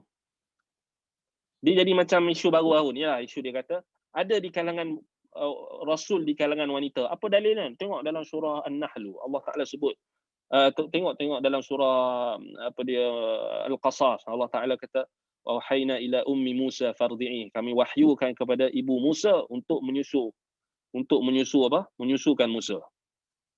Dan untuk supaya dibawa dihanyutkan Nabi Musa. So Allah wahyukan kepada ibu Musa, ummi Musa, mak Nabi Musa. Tengok, ini dalil menunjukkan ada wanita yang diwahyukan. Memanglah ada pendapat ulama, tapi pendapat tu syadz, pendapat tu ganjil. Satu lagi pendapat tu bersalahan dengan ijma'. Bila bersalahan dengan ijma' tak betul lah. Satu dari satu sudut lagi kau tak faham ayat Quran tu, kau tak faham bahasa Arab. Kau faham dengan terjemahan. Kemudian kau faham dengan kefahaman kau yang sempit. Bukan semua wahyu yang Allah sebut wahyu membawa maksud wahyu risalah. Ada wahyu ilham. Contohnya wahyu kepada ibu Nabi Musa. Wahyu kepada lebah. Takkan nak kata lebah tu rasul kot. Cerdiklah sikit. Kemudian jelas kan dalam surah Al-Qasas tu, kena fahamlah konteks ayat. Allah wahyukan kepada Nabi Musa. Maksudnya Allah ilhamkan kepada Nabi Musa, kepada ibu Nabi Musa. Sebab an ardi'i, supaya menyusukan Musa. Nah, jelas kan menyusukan Musa, bukannya suruh pergi kat Firaun. Mana ada Allah wahyukan kepada ibu Musa supaya pergi kat Firaun. Kalau Allah Taala sebut dalam Quran, wahai ibu Musa, pergi dekat Firaun berdakwah. Idhaba ila Firaun fa idhabi ila Firaun fa innahu tagha. Barulah kita boleh kata mak Nabi Musa tu rasul. Rasul yang maksud istilah rasul yang diutuskan oleh Allah untuk menyeru kepada tauhid.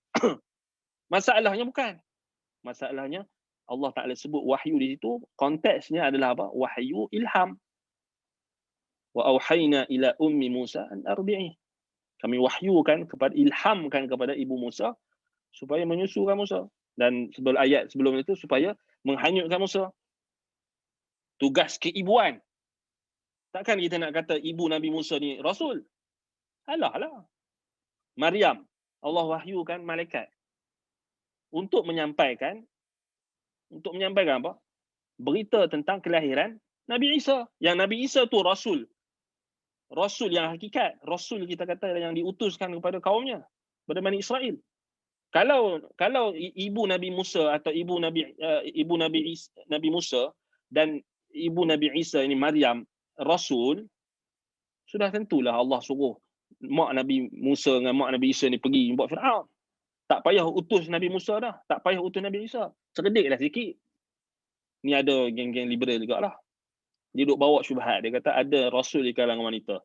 Dia sebenarnya kita kena fahamlah golongan macam ni dia sakit tau. Dia ada macam tadilah, dia ada berkaitan dengan feminisme apa semua, kemudian dia cuba nak paksa nas, dia nak paksa teks agama untuk ikut kehendak mereka. Jadi mereka cuba untuk cari mana-mana pendapat yang pelik-pelik ni untuk diketengahkan. Orang yang tak mengaji dia boleh terima, tapi orang yang ada ilmu sedikit dia boleh tahu benda ni batil. Kan logik, fikir logik lah. Kalaulah mak Nabi Musa tu rasul, tak perlu utus Nabi Musa dah. Betul tak? Logik. Kalaulah Maryam bintu Imran tu rasul, tak perlulah tutus Nabi Isa dah kepada Bani Israel. Tak payahlah susah-susah lahirkan Nabi Isa. Cukup Maryam pergi. Jadi tak adalah Nabi dan Rasul di kalangan wanita. Dan itulah yang ijma' ulama' pegang. Sebab dia tak faham bahasa Arab. Dia tak faham juga dengan kefahaman ulama'. Dia faham dengan kefahaman juhala', ruwaibidah. Orang yang kecil, orang yang tak tahu, tak faham bahasa Arab. Tu kita bagi logik juga. Tak ada fikir. Beku. Beku dengan kejahilan. Wal'iyadzubillah. Tu ada baru-baru ni lah. Bila bising isu ni. Kita kena faham kan. Ustaz, ayat A'raf tak cakap dari tulang rusuk Adam, tapi daripada jiwa yang satu. Yalah, memang tak cakap dari tulang rusuk Adam, tapi dalam hadis, dalam riwayat tafsir, dalam hadis disebutkan daripada min dil'i Adam. Itu kita kena faham. Allah Ta'ala turunkan Quran bukan untuk kita faham sendiri tau. Kita kena sedar diri. Quran, Allah Ta'ala turun dengan Nabi Muhammad. Allah utuskan Quran, Allah turunkan Quran pada Nabi Muhammad. So kita kena ikut tafsiran Nabi SAW, bukan tafsiran kita. Bila Nabi SAW sebut tulang rusuk Adam, tulang rusuk Adam tu disebut dalam hadis sahih, Sahih Al-Bukhari. Sahih Bukhari, hadis sahih. Min dil'i Adam, daripada tulang rusuk Adam. Jelas. Kalau kita nak faham sendiri, sesat lah. Ini masalah. Masalah yang kita tak faham. Allah sebut dalam Quran, wa anzalna ilaika dzikra litubayyana lin-nas. So Quran ni turun dekat kita ke turun dekat Nabi Muhammad? Turun dekat Nabi Muhammad. Wa anzalna ilaika, kami turunkan Quran ni kepada engkau wahai Muhammad. Maksudnya Nabi Muhammad pentafsirnya. Litubayyana lin-nas ma nuzila ilaihim, supaya engkau wahai Muhammad menjelaskan kepada mereka apa yang diturunkan kepada mereka. So Nabi sallallahu alaihi wasallam jelaskan daripada tulang rusuk. Apa hadis tu? Tak puas hati kita baca hadis. So hadis pentafsir kepada Quran. Bukannya kita baca terjemahan. Bukannya kita baca hanya terjemahan dan kefahaman kita. Ini kita kena tegur. Walaupun benda ni nampak macam tak sebut pun dalam Quran. Sebab kita apa? Kita yang tak nampak. Maksudnya kita tak tengok hadis Nabi. Kita tak tengok tafsir Nabi. Hadis dalam Sahih Al-Bukhari. Kitab Ahadithul Anbiya. Hadis nombor 3331, 3331. Dari Abi Hurairah radhiyallahu an, katanya Rasulullah SAW bersabda, "Istausu bin nisa'i fa innal mar'ata khuliqat min dil'in." Nabi SAW sebut. Nabi pesan, wasiat kepada wanita. Wasiat kepada orang lelaki supaya menjaga wanita. Fa innal mar'ata khuliqat min dil'in. Kerana sesungguhnya wanita itu diciptakan daripada tulang rusuk. Nak cakap apa? Nak bantah Nabi. Min nafsin wahidah, maksud min dil'in, daripada tulang rusuk Adam. Ada orang dia pasal dia banyak syubhat. Macam dia kata ni Israiliyat lah apa benda. Tak, ni hadis sahih. Hadis sahih dalam Sahih Imam Al-Bukhari, dalam Sahih Muslim ada. Dalam Sahih Muslim, innal mar'ata khuliqat min dil'in lan tastaqima laka ala tariqatin. Memanglah ada ulama yang kata ni bukan secara hakiki, ini maksudnya perumpamaan, tapi kita kena balik pada asal. Daripada asal. Maksudnya Nabi SAW jelaskan Quran. Khuliqat min dil'in. Wa inna a'waja shay'in fi dhil'i a'lahu in dhahabat tuqimuhu kasarathu wa in tarakathu lam yazal a'waj istausu bin nisa'i khaira. Dalam Sahih Muslim. Dalam Sunan An-Nasa'i, ataupun bukan dalam Sunan Ad-Darimi, Musnad Imam Ahmad. Apa maksud dia? Kan? Jadi ada orang, sebab apa orang ada kita tak nafikan ada segolongan yang cuba tolak hadis ni. Sebab dia terpengaruh dengan feminism tadi. Sebab dia tak mau ada nampak lelaki lebih daripada perempuan. Dia tak mau langsung. So dipaksa nas untuk ditakwil. Salah. Bila kita ada masalah dengan kita punya jantina, kita dizalimi oleh orang lelaki, jangan kita menyalahkan nas. Salah diri kita, salah lelaki kita. Jangan paksa. So ini secara umum lah, nak bagi tahu ni secara umum. Sebab ini memang kita dulu pun kita terpedaya tau, kita pun terpengaruh dengan orang yang cakap macam tu. Itu tak sahih dia kata. Al-Quran sebut min nafsin wahidah, daripada jiwa yang satu. So dan jiwa dia satu tu, apa tafsiran dia? Apa penjelasan dia? So hadis datang. Kemudian sebab tu ulama-ulama riwayatkan tafsir, sebutkan dalam tafsir. So dia tak ada isu pun Israiliyat ke apa, tak ada isu sebenarnya. Dia benda yang boleh difahami dan diterima pakai. Dia tak ada bercanggah dengan akidah, dia tak ada bercanggah dengan apa-apa pun. Tak menunjukkan juga apa kita kata seorang wanita tu boleh dizalimi, tak, ataupun ada kekurangan. Memang wanita pada hakikat penciptaan yang Allah jadikan dia ada kekurangan berbanding lelaki, tetapi tak menafikan ketakwaannya. Tak menafikan dari sudut Allah Ta'ala jadikan mereka sama dari sudut pahala dan ganjaran yang mereka akan dapat. Bahkan ada benda yang wanita lebih berbanding lelaki. Contohnya dalam masalah kita kata kita kata Allah Ta'ala jadikan rahim mereka sebagai tempat untuk mereka melahirkan anak, dan dinisbahkan apa, hubungan silaturahim tu kepada rahim ibu, bukan rahim ayah. Mana ada rahim ayah? Tak dinisbahkan kepada mani ayah, dinisbahkan kepada rahim ibu. So Allah Ta'ala memuliakan wanita, dan Allah turunkan satu surah yang nama surah tu An-Nisa, tak ada surah Ar-Rijal. Apa lagi kita nak? Ini untuk orang yang feminism tadilah. Dia tak nampak. Dia hanya nak nampak perempuan ni always right. Sampai dia nak menafikan kelebihan lelaki yang Allah jadikan sebagai pemimpin. Ar-rijalu qawwamuna 'alan nisa. Itu yang dia jadi masalah tu. Bila Nabi tak ada di kalangan wanita pun dia bising. Dia kata tak fair, tak adil. Kau yang tak adil. Engkau tak faham hikmah Allah. Apa yang Allah Ta'ala tetapkan. So ini jadi bahaya. Sebab itu anda cakap benda ni bukan setakat isu tulang rusuk Adam ni. Isu berkenaan dengan benda, berkenaan dengan kenabian, kerasulan. Mereka nak kacau. Jangan kita main-main. Feminism ni memang bahaya. Dia adalah apa? Kita kata perkara yang akan menjatuhkan kita kepada kekufuran pada akhirnya. Bermula dengan benda yang nampak macam menarik, nampak macam hebat, macam betul, tapi akhir sekali bawa kepada kekufuran. Wal'iyadzubillah. Gerakan feminism ni bukanlah benda yang baru sebenarnya, dah lama. Dan saya rasa asatizah kita pun banyak dah tekan isu kenaan golongan feminism. So kalau kita nak bincang tentang riwayat Yahudi, memang dia orang memang ada satu cabang daripada Yahudi ni, Yahudi Qabalah, Yahudi yang bawa sihir ni, mereka bawa satu lagi tafsiran. Iaitu mereka mengatakan Adam ni ada dua isteri. Salah satu isteri ni tu, itulah yang mewarisi syaitan, dan juga dikata yang satu lagi tu dinamakan Lilith. Dikatakan dia adalah merujuk kepada iblis. So itu takwil tu, dia orang takwil. So itu sesat. Yahudi pun sesat. Dia takwil sebab dia tak puas hati. Yang satu dia nak sesatkan. Dia kata kononnya Nabi Adam ada dua isteri. Satu isteri yang Hawa, satu lagi isteri ni nama Lilith. Lilith ni katanya syaitan. So tengok dahsyat kan, dia pun kata Nabi Adam menikah dengan seorang wanita yang akhir sekali wanita ni jadi iblis ataupun jadi syaitan. So dia takwil tu, dia orang takwil kata lah sekali perempuan yang isteri kedua daripada Nabi Adam ni, sebab dia tak puas hati dengan Nabi Adam, kemudian dia jadi iblis, dia jadi syaitan. Inilah feminism, asal feminism.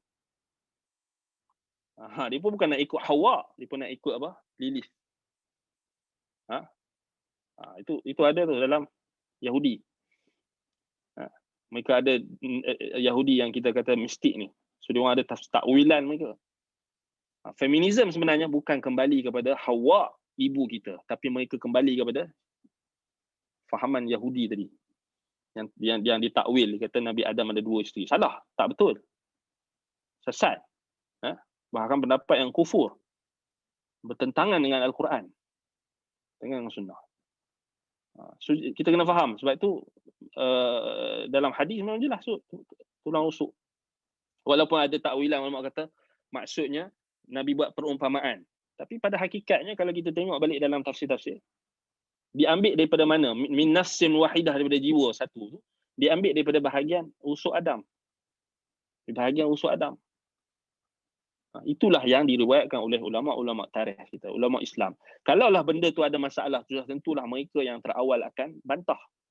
Ibnu Jarir At-Tabari, kemudian Al-Hafiz, imam-imam hadis, Imam Al-Bukhari, Imam Muslim, Imam An-Nasai, Imam Abu Daud dan sebagainya. Imam-imam ahli sunnah. Kalaulah benda tu ada isu, dia orang first akan bagi tahu. Dia tak ada masalah. Kecuali masalah yang berlaku pada golongan mutaakhirin yang terpedaya dengan syubhat-syubhat golongan feminism. Kita terlampau nak jaga hati orang yang pejuang feminism ni sampai kita sanggup menggadaikan nas-nas Al-Quran, kita putar balik kan. Ataupun kita anggap benda ni tak sahih. Kemudian kita cuba takwil. Bila tak sahih, dia nak takwil. Ditakwil pula bawa takwil yang lagi batil. Sebab tu asal bagi nas kita berhenti dan kita terima.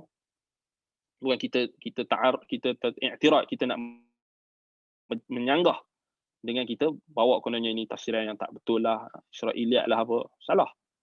Kan? Itu salah. Maksud kita kena betul kan. Baik. Tak ada masalah kan? Tak ada masalah kalau kita kita kata Hawa dicipta daripada tulang rusuk Adam, ada masalah? Ada menunjukkan kita kena zalimi wanita? Tak ada langsung. Cuma benda ni dimainkan sentimen oleh feminism, golongan feminis. Mereka nak kata ni kononnya tak betul, ni kononnya menzalimi orang perempuan, bla bla bla bla. Salah. Tak ada langsung wajah-wajah menzalimi orang perempuan. Jadi kita benda ni kena perbetulkan. Tak ada nak dengar benda ni lama dah kan. So kita pun macam terpengaruh pada awal kan, kononnya nak defend, nak protect perempuan. Tapi tak betul cara dia. Tak betul. Kan benda yang fakta lah. Tak payahlah nak ubah dah. Kan. Sampai hadis dalam Sahih Bukhari pun dia orang berani nak kritik sebab isu ni. Kata riwayat ni gini, tafsiran dia gini. Memanglah ada, tapi balik pada asal lah. Min nafsin wahidah, kemudian Nabi jelaskan. Nabi SAW jelaskan. Kan? Sebab tu bila kita baca dalam kitab tarikh, kitab apa dia macam Al-Bidayah Nihayah, Tarikh At-Tabari dan sebagainya. Semua ulama sepakat terima. Kan? Adam bangun, kemudian adanya Hawa. Kemudian disebutkan dicipta daripada bahagian Adam. Daripada bahagian Adam kat mana? Jiwa Adam di mana? Nafsin wahidah. Sebab tu dia nama Hawa, dinamakan kerana dicipta daripada benda yang hidup, dicipta daripada Adam. Jadi tak bercanggah lah kalau kita terima riwayat daripada tulang rusuk. Tak bercanggah lah juga macam mana Allah jadikan tabiat wanita tu yang mudah yang mudah patah hatinya, yang lembut, ataupun yang kita kata yang kalau tak diuruskan dengan baik, itu dia punya tafsiran. Itu bagi kepada orang lelaki supaya dia jaga isteri dia dengan baik. Dia tak menyakiti hati isteri dia jaga dengan baik. Dia tak menzalimi isteri dia, itu yang paling penting, jaga hak-hak Allah Ta'ala yang Allah Ta'ala. Tapi kok mana pun, sehebat Nabi Ibrahim pun, bila Sarah suruh dia bawa Hajar, Nabi Ibrahim mengalah. Kan? Nabi Muhammad SAW, sehebat Nabi kita Muhammad SAW pun, Nabi Muhammad terpaksa tahan telinganya daripada bebelan Aisyah tentang apa yang dia kita kata apa dia. Maksudnya itu hakikat dia. Kan? So memang Allah Ta'ala jadikan macam tu. Kan memang betul kita kata. Ya betul, kita dah bagi tahu dalilnya. Cuma ana sebut ni pasal ada orang yang dia iktiraf, dia tak, bila dia sebab mungkinlah ana tinggikan suara tadi sebab kita tengah berhadapan dengan golongan feminis. Jadi ana tak maksudkan nak marah siapa-siapa yang tanya. Cuma memang dalam pengajaran bila dalam hadis pun disebutkan, dalam Sahih Al-Bukhari disebutkan bab marah ketika mengajar. So mana marah ni bukan marah dekat orang yang tanya. Kan? Tak marah dekat orang yang tanya. Orang yang tanya tu dia dapat pahala sebab dia tanya soalan. Macam mana anda nak marah orang yang tanya soalan? Tapi anda nak bagi tahu soalan ni akan ditanya oleh orang-orang yang ramai lagi, ramai juga yang tengok, dan kita nak bagi satu pengajaran kepada orang yang terjebak dalam feminisme dan sebagainya ni, yang nak memperjuangkan kononnya hak asasi wanita dan sebagainya, sampai mereka cuba untuk mengganggu gugat nas-nas agama. Kalau kau nak perjuangkan hak wanita yang dizalimi di mahkamah, silakan. Kita tak halang pun, memang itu hak dia untuk dia perjuangkan. Siapa yang kena dizalimi oleh suami ke apa benda ke kan, di mahkamah ke, silakan. Ni anda bagi tahu ni secara umum, bukan anda tuju pada orang-orang, tak tuju pada siapa yang tanya pun. Memang sebab kita dalam situasi sekarang ni, pemikiran sesat makin banyak, makin berkembang. So dia akan berkembang dan dia akan berkait antara satu sama lain. So kita tengok macam ajaran baru-baru ni, ajaran Melayu yang sesat, ajaran yang mendakwa bahawasanya dia pun cuba untuk bawa satu satu wajah-wajah feminisme. So ada benda-benda yang kita sebut dia ubah sejarah dan sebagainya. So kita kata hati-hati. Sebab tu kenapa guru-guru dan ustaz zaman sekarang, dia bukan lagi zaman kita berlembut-lembut tau. Bukan macam asal kita nak jaga hati orang kan. Hati orang kita pun ceritalah benda-benda. Ialah benda-benda yang berkait dengan agama ni, semua benda kita kena cerita kan. Semua benda yang ada kaitan dengan agama kita kena sampaikan.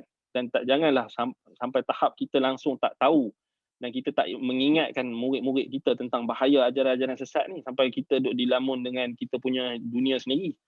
Kan hanya cakap isu yang kita seronok, yang isu yang yang ada melibatkan nak menasihati dan nak memberi amaran kepada ajaran sesat, ajaran ahli bid'ah dan sebagainya, kita senyap. Kita pun macam tak mau nak jaga kita punya kedudukan, takut orang gini. Tak, ini amanah. So guru-guru agama, ustaz-ustaz, orang-orang yang mengajar agama, kalau dia dah tahu kebenaran, maka dia wajib sampaikan. Dan dia wajib menasihati mereka. Sebab tu kita bukan marah lah, kita nasihat sebenarnya. Kita nasihat supaya benda ni tak bermudah-mudah. Maksudnya bila ada saja benda yang something yang kita rasa macam bercanggah, kita terus kita buat kesimpulan sendiri sebelum kita tahu hakikat benda tersebut. Baik. Jadi isu tadi kita kata jelas kan. Ni sebenarnya lebih pada kita nak rod ke atas dakwaan feminisme. Dia orang akan guna dalil-dalil ni untuk menimbulkan pencanggahan. So dia ayat ni dengan hadis ni canggah dia kata. Gini. So itu antara kerja mereka. So kita boleh jawab. Kita kena jawab dengan fakta dan kena jawab dengan dalil yang jelas. Baik.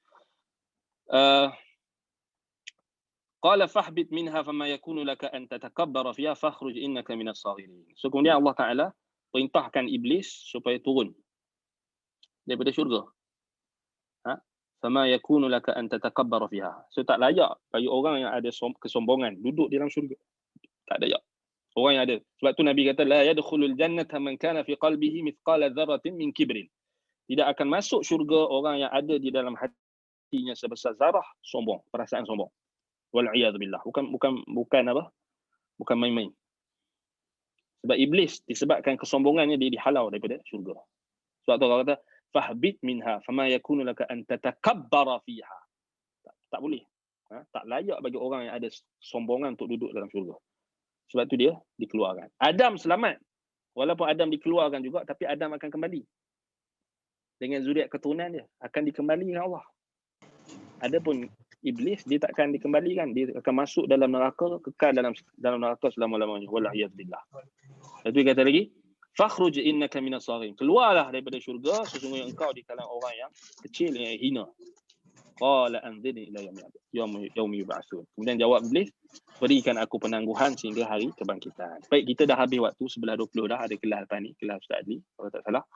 Baik, jadi insya-Allah pada kelas akan datang kita akan bincangkan tentang sambungan kisah Nabi Adam AS pada fasa yang pertama penciptaan Adam. So kita akan bincang nanti hadis-hadis, ayat-ayat Al-Quran yang dibawa oleh Imam Ibn Kathir dan hadis-hadis yang dibawa oleh Imam Ibn Kathir. Kita akan bincang dengan terperinci insya-Allah. Sebagaimana perbahasan-perbahasan sebelum ini, kita akan perincikan juga kisah Adam ini kerana paling penting sekali dia adalah bapa kita Abul Bashar. Semua maksudnya riwayat hidup kita ini akan tertumpu balik pada bapa kita. So, kita nak cerita kat anak kita kan, nak cerita apa? Cerita pasal bapak kita. Betul tak? So bapak kita ni banyak generasi. So mana yang kita nak pakai? Kalau kita pakai generasi yang sebelum ni, mungkin ada kekurangan, bahkan pasti ada kekurangan. So kita nak balik pada satu, bapak yang satu, yang berkongsi semua. Kalau orang hari ni dia berbangga-bangga dengan keturunan, so kita hari ni nak balik pada keturunan yang satu, Adam. Macam mana Nabi ingatkan kita. Kullu bani Adam khata'. Setiap anak Adam melakukan kesalahan. So Nabi bagi tahu kamu semua ni daripada anak Adam. Kamu semua daripada anak Adam. Maksudnya Nabi nak bagi tahu kita jangan bangga sangatlah dengan keturunan kita yang datang kemudian ni. Sebab semuanya hakikatnya kita ni anak Adam. Yang ni fakta yang kita tak boleh tolak. Kecuali orang yang nak beriman dengan dinosaur tadi. Yang dia nak jadi anak dinosaur. Ataupun dia nak jadi anak beruk. Kan? Dia nak jadi kera, mawas. Dia nak jadi beruk. Gorila. Itu teruk tu. Itu memang paling teruk sekali lah. Ulaika kal an'am bal hum adall. Itu memang betul lah macam binatang tak nak, bahkan lebih sesat. Kita nak balik pada Adam. Dia orang nak balik pada monkey, nak balik pada monyet, nak balik pada dinosaur. Sila kan? Tapi kita nak balik kepada Adam, bapa kita. So kita kena tahu cerita dia kan. Wallahu ta'ala alam. Aqulu qawli hadha wa astaghfirullah li wa lakum. Subhanakallahumma wa bihamdika asyhadu an la ilaha illa anta astaghfiruka wa atubu ilaik. Sallallahu ala Muhammad wa ala alihi wa sahbihi wa baraka wa sallam. Walhamdulillahi rabbil alamin. Wassalamu alaikum warahmatullahi wabarakatuh.